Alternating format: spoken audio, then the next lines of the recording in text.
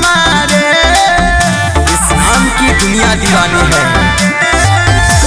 दुनिया में कैले बाबा साहब ऐसन काम हमारे, नेशनल नहीं इंटर नेशनल बनम हमारे, नेशनल नहीं इंटर नेशनल बनम हमारे।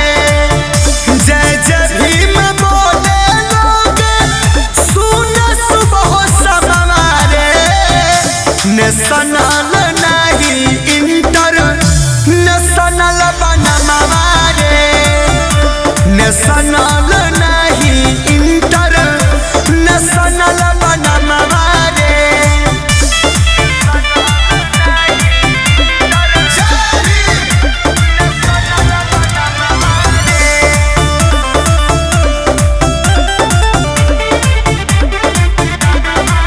बहुत लोगवा पढ़ल लिखल बाकी भुलाई गईले हो, हमारा बाबा जी के आगे उहेराई गईले हो।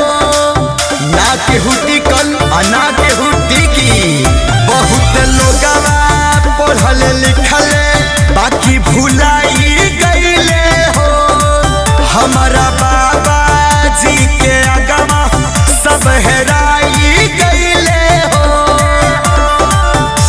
दलितन के छाव खातिर सहल बात घम हमारे, नेशनल नहीं इंटर नेशनल बनम हमारे, नेशनल नहीं इंटर नेशनल बनम हमारे।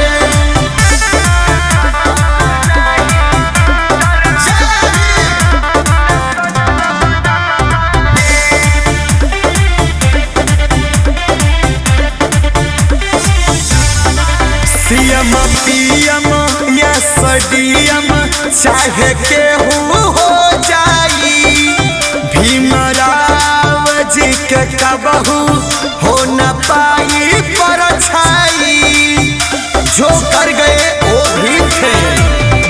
सीएम पीएम या सडीएम चाहे केहू हो जाई, भीमराव जी के कबहू हो न पाई परछाई।